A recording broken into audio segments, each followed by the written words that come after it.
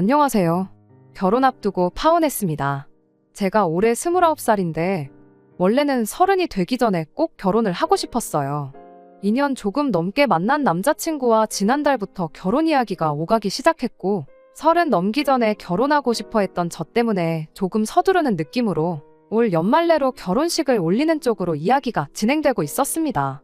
결혼 준비를 서두르긴 했으나 식장이나 스드메 같은 걸 따로 예약해 놓은 건 없었고 신혼여행지는 어디가 좋을까 뭐 그런 이야기 주고받고 있던 상황이었어요.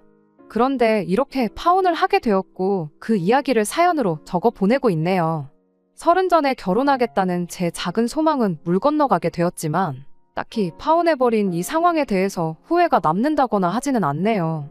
30 전에 결혼하겠다던 그 작은 계획 때문에 제 창창한 앞길을 제 손으로 꼬아버릴 뻔했다 생각하면 오히려 좋은 결정 내렸구나 하는 생각뿐입니다. 결혼까지 생각했던 남자친구는 저보다 5살이 많아요. 하지만 그 나이 차이가 그렇게 크다고 느껴지지는 않았습니다. 남자친구가 똥안이라서 그렇다는 건 아니고요. 처음에는 그게 성격이 잘 맞는구나 생각했었는데 남자친구의 가족관계를 알게 되니 왜 그렇게 느꼈는지 딱 알겠더라고요. 남자친구의 가족관계에 대해서는 결혼 이야기 나오기 직전에 남자친구가 말해줘서 알게 되었습니다. 남자친구 위로 누나가 한 명 있어요. 사실상 이 파혼의 결정적인 역할을 한 예비신우이지요. 남자친구가 집안의 막내이기도 하지만 늦둥이이기도 해서 이 예비신우와는 나이 차이가 13살이나 났습니다. 저희 막내 이모랑 비교해도 나이 차이가 얼마 나지 않는 사람이 내 신우가 될 수도 있다니 솔직히 그땐 까마득했어요. 심지어 결혼도 일찍 해서 예비신우한테 딸이 한 명 있는데 20대 초반으로 대학교까지 다니고 있다는 말까지 들으니 아찔하더군요.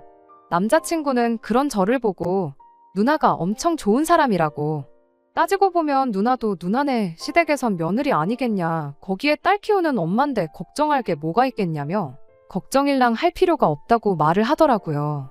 그러다 하루는 그렇게 신경 쓰이면 먼저 한번 만나보자고 하면서 자리까지 만들게 되었지요. 그래서 처음 예비신우랑 만나게 되었습니다. 첫 인상만 두고 보자면 남자친구 말대로 제가 너무 사서 걱정을 했나 싶었을 정도였지요. 하지만 한번 봤다고 해서 그 사람을 다 파악할 수 있었겠나요? 그 자리에는 예비신우뿐만 아니고 예비신우의 딸, 그러니까 예비시조카도 같이 나왔었어요. 예비신우가 딸한테 너 맨날 언니 있으면 좋겠다고 했었잖아 하면서 저랑 친하게 지내라는 식으로 이야기를 했지요. 쭈뼛거리는 게 내성적인 성격처럼 보이긴 했는데 그래도 또 요즘 애들이라고 하고 싶은 말은 다 하고 자기 의견 말하는데 거침이 없던 아이였어요. 아무튼 그날 저도 예비신우한테 제 소개를 하면서 제가 일하고 있는 회사라든지 이런저런 이야기를 나누게 되었는데 예비시조카가 저희 회사 이름을 듣더니 눈이 반짝반짝 빛나더라고요. 알고 보니 예비시조카가 학교를 관련 전공으로 다니고 있었고 또 저희 회사가 그쪽 방면에서는 이름이 있는 회사다 보니 당연히 관심이 있을 수밖에요. 예비시조카도 졸업하고 나면 저희 회사 다니고 싶다며 저보고 참 부럽다고 하더라고요. 그런 자기 딸을 보고 있던 예비신우가 저를 보더니 참 잘됐다고 하면서 저보고 우리 딸 졸업하면 올케가 힘 좀 써주면 되겠네, 우리 딸 취직은 믿고 맡기면 되겠나 하면서 말을 하더라고요. 그 전까지는 누구누구씨 하고 확실히 거리를 두고 불렀는데 예비시조카랑 회사 이야기 몇 마디 주고받고 나서는 저를 올케라고 부르기 시작했지요. 제가 저희 회사에 몸담은 지 햇수로 5년 차이긴 하지만 5년 차가 뭐 사장도 아니고 이제 막 대리직급 달고 회사에선 아직도 막내나 다름없는 취급받고 일하고 있거든요.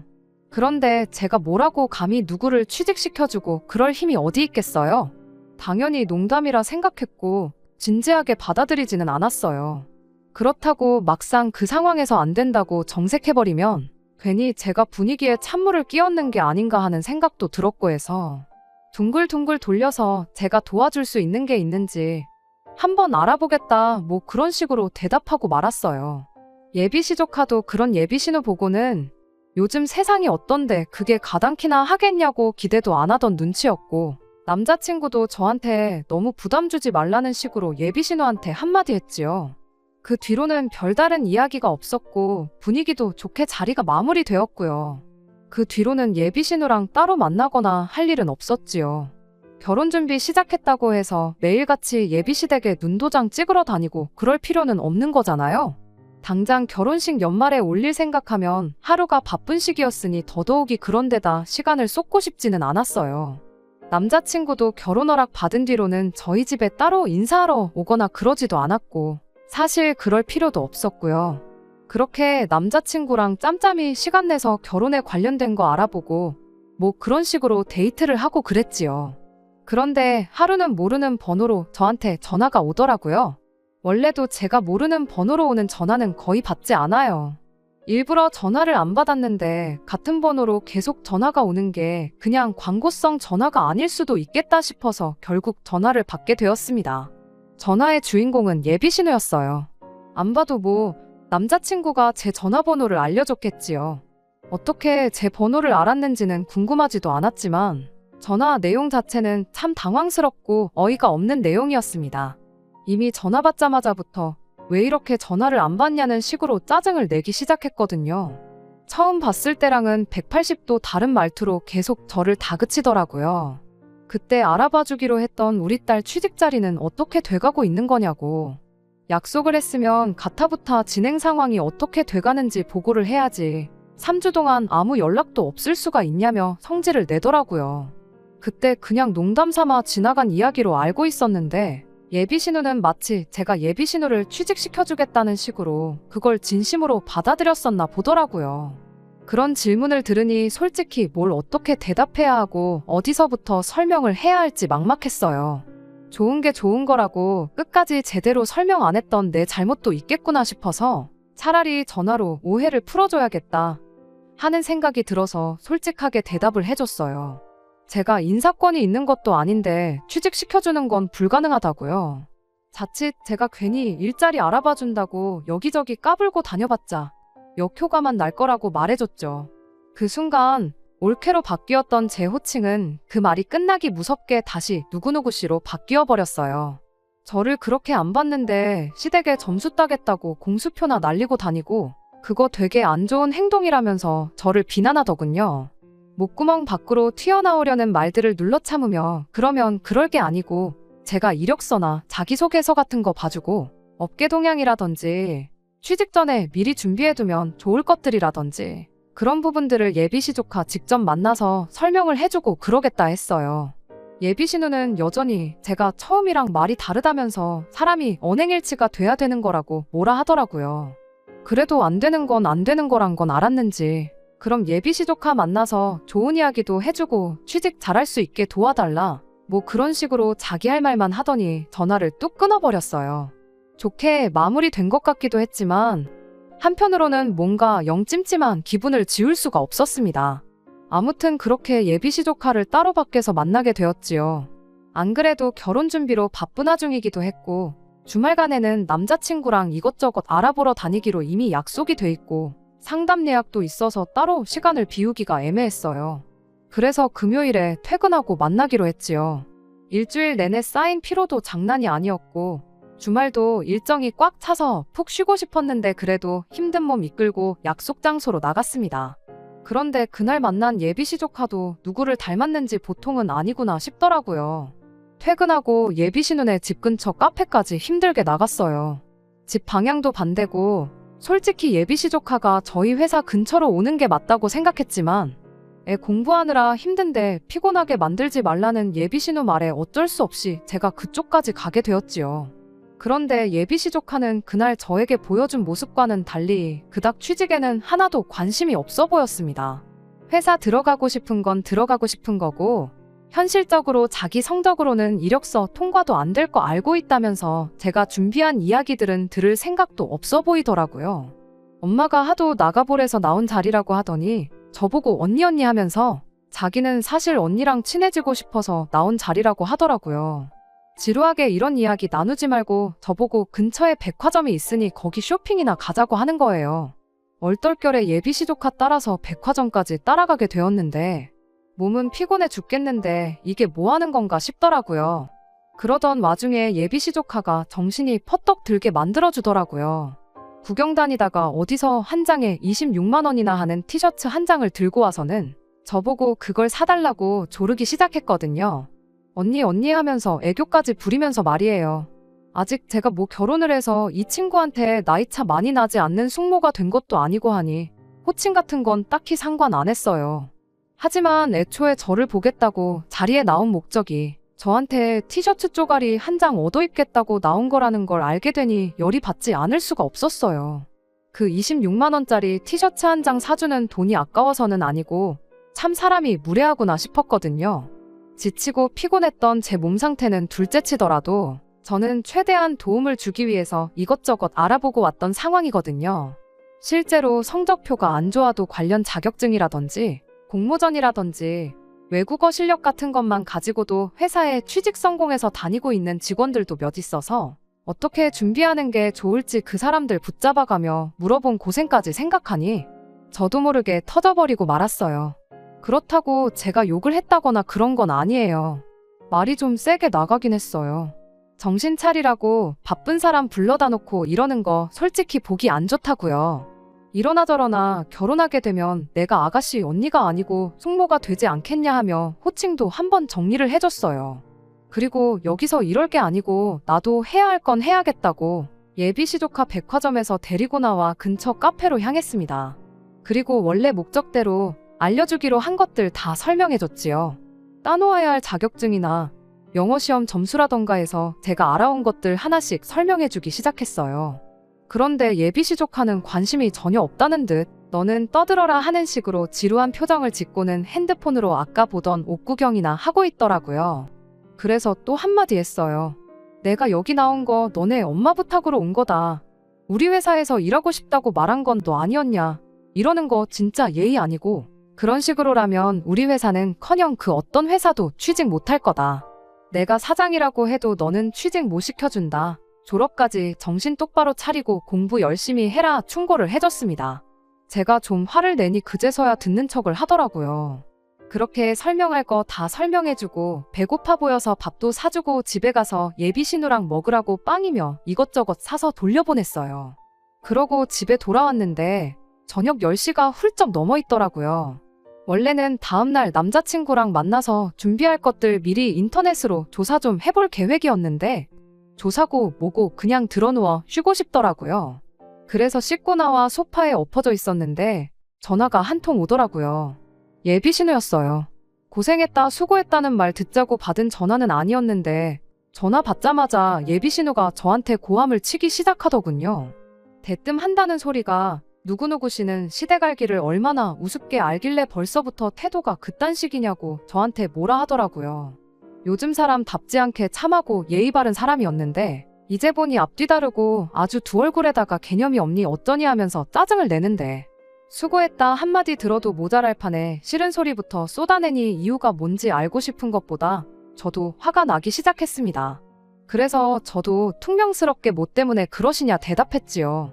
그랬더니 예비신우는 아직도 네가 뭘 잘못한 건지 모르냐면서 제가 예비시조카한테 너너 거리고 반말하는 게 맞는 거냐면서 성질을 부리더군요.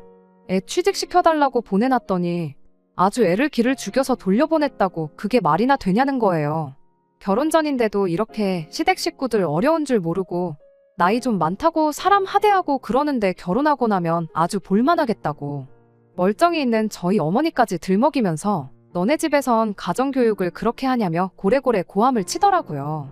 그냥 말했어도 충분히 어이없고 열받는 상황에 아무 상관도 없는 저희 어머니까지 걸고 넘어지니 저도 참을 수가 없더라고요. 그래서 형님 많이 흥분하신 것 같은데 다시 한번 무슨 일이 있었는지 따님한테 자초지종 제대로 다시 이야기해보라고 하고 그리고 다시 전화를 주던가 말던가 하셔라 하고 전화 끊어버렸어요. 그랬더니 다시 전화가 와서는 어른이 말하는데 말이 그렇게 기냐고 저보고 버르장머리가 없다면서 그걸 걸고 넘어지더군요. 저도 이성적으로 대하기 힘든 상황이었고 저희 어머니의 더불어 가정교육 이야기까지 들었는데 더 통화했다간 아주 대판 싸움이 날 것 같아서 더는 할 이야기 없고 내일도 모레도 볼 일이 많아 이만 쉬어야겠으니 전화 끊겠다. 또 전화해도 안 받을 거다 말하고 전화 끊어버렸어요. 그 뒤로 전화기가 몇 번 더 울리기는 했는데 이미 또 전화를 할 거 예상해서 벌써 무음으로 돌려놓았던 터라 싹 다 무시해버리고 그냥 잠에 들어버렸습니다. 아침에 일어나 보니 전화가 10통은 더 와 있었어요. 신경 쓰였지만 최대한 무시하고 약속 장소에 남자친구 만나러 나갔지요. 그런데 남자친구도 저를 만나자마자 한다는 소리가 너 정신이 있는 거냐 없는 거냐 따지고 들면서 애도 아니고 네 기분 나쁘다고 일을 이렇게 크게 만드냐 하면서 뭐라 하는 거예요. 제가 남자친구한테 물었죠. 무슨 상황인지 자초지종은 처음부터 끝까지 다 듣고 나한테 뭐라 하는 거냐고요.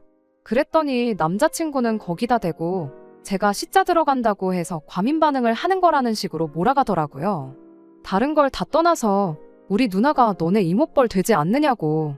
너 니네 이모한테도 그렇게 떽떽거리고 성질 부리냐 하면서 따지고 들더군요. 어이가 없어서 아무 말 안 하고 있었더니 어른이 말하면 내내 하고 고분고분하게 나왔어야지. 일을 더 크게 만들어서 중간에서 자기만 입장이 난처하지 않느냐고 짜증을 내는 거예요. 아무리 상황이 어이가 없어도 어른이 기분 나쁘다고 말하면 죄송합니다. 다음부터는 안 그러겠다. 조심하겠다. 사과 먼저 하고 조카 바꿔달라 해서 조카한테도 미안했어요. 한마디 해주고 반성하는 모습 보여줬으면 일이 이렇게 커지지 않았을 거 아니냐고 따지고 들더군요. 미안했어요? 결혼하면 내 조카 되는 거나 마찬가지인데 그럼 그때도 존댓말을 해야 하는 거냐 물으니 그래도 나이 차이가 얼마 나지 않으니까 존댓말 하는 게 보기 좋은 거 아니겠냐고 하길래 그럴 거면 당신도 앞으로 당신 조카 앞에다 두고 존댓말 해라. 그럼 나도 존댓말 하겠다 대답했죠. 남자친구는 거기다 대고 한다는 소리가 자기는 걔 꼬맹이 시절부터 보고 커왔으니 존댓말을 할 필요가 없다고 하더군요. 자꾸 일 크게 만들지 말고 사과 한마디면 끝나는 걸 왜 그렇게 자존심을 세우냐고 따지는데 이젠 하다못해 내 남편 될 사람까지 자기 조카한테 존댓말을 하라고 하니 어이가 없었어요. 애초에 제가 예비시 조카한테 초면부터 반말하고 무례하게 굴어서 그런 거라면 이렇게까지 열받지는 않았을 거예요. 일단 저도 결혼 안 했으니 남남이라 생각하고 있었고 처음에는 극존칭까지는 아니지만 처음 만난 사람이다 생각하고 존댓말 해줬어요. 그러니 취직 준비는 됐고 백화점 가자는 소리에 거기까지 따라가 준 거죠. 지들 필요할 때나 올캐고 외숙모지. 애초에 예비신우가 자기 딸 취직시켜달라는 어이없는 부탁만 안 했어도 결혼식 올릴 때까지 만날 일도 없었을 거예요. 그런데 저래놓고 나중에 취직이라도 안 됐어 봐요. 아마 애는 멀쩡한데 제가 성의가 없어서 취직을 못했다 제 탓을 하지 않았겠어요. 가뜩이나 열이 올라오는데 남자친구는 그 와중에 지 누나한테 전화를 걸어서 저한테 바꿔주더군요. 애초에 제가 전화를 걸어서 사과를 하는 모양새가 시나리오에 있었던 건지 예비신우는 어디 한번 사과해봐라 하는 식으로 나오더라고요. 제가 미쳤다고 거기다 대고 죄송합니다 했겠나요?